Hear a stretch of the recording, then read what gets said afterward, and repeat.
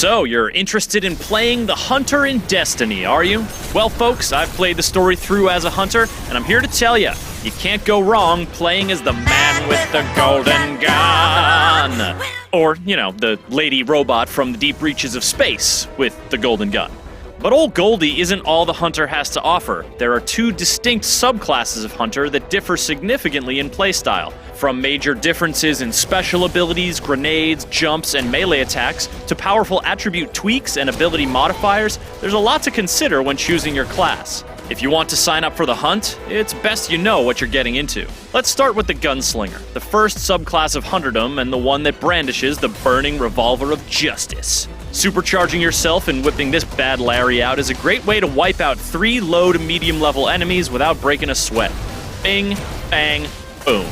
Aim it towards a tougher foe, and you might have to spend more than one of your precious sun bullets, but taking a big bad out of the action clears the field nicely for you to mop things up with your big old hand cannon. All revolver, all day.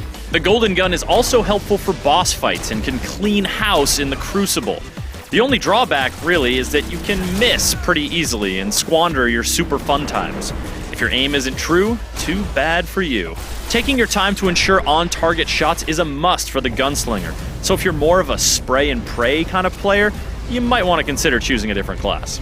Of course, it's not just the Hunter's super ability that distinguishes each subclass. You'll also get different grenade types, special melee attacks, and some high-level tweaks to your jump ability.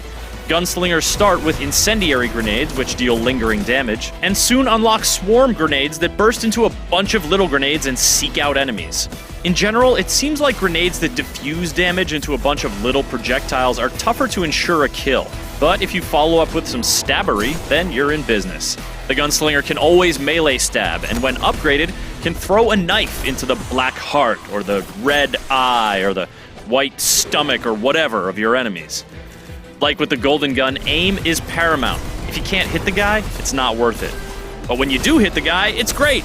You'll either kill him and then you're all, yeah, eat it! Or you barely do any damage and it's like you threw your knife at a car or something and it's hilarious. Take that! Bet that's gonna scratch your paint job. So Gunslinger is a very attack-focused subclass. Bladedancer is also a very attack-focused subclass. The difference is range of engagement. While you can sit back and rain solar death down on enemies as the Gunslinger, the Bladedancer gets up close and personal with the Arc Blade super ability. Activate this bad boy and shazam! It's dancing time! No, not like dancing, stabby dancing. If the reticle turns red, pull the trigger to dash forward with a deadly strike. With one upgrade, the trigger will also activate an area shockwave. This is great for clearing house in the Crucible, and elsewhere, mobs of enemies will fall like wheat before the combine. Like the golden gun, it can take a few strikes to take down bigger foes, but unlike the golden gun, the Arc Blade is pretty useless against big bosses, because getting close to them usually means getting stomped by them. Close combat always has its risks, but with the exception of those big boss enemies, the Bladedancer can usually dance those risks away before they become too risky. And by dance, I mean stab.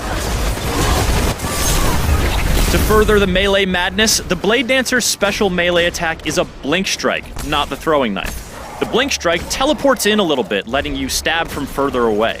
Again, you're getting in close, but if you level even further, both the special ability and melee special can enable temporary invisibility so you can get out of the fray unharmed.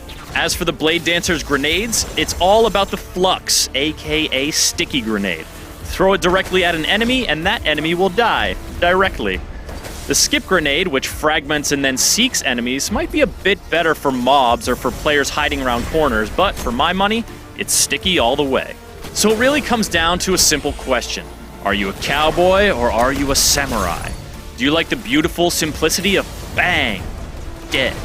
Or do you prefer the elegant carnage of slash, silence? All of this lies in store for the Hunters of Destiny. And one extra incentive, the Hunter's double jump is actually 2 successive jumps, not the weird jump and then float around in the air styles of the Titan or the Warlock. And you can upgrade it to a triple jump or replace that second jump with a teleport. That's right, it's good to be the Hunter.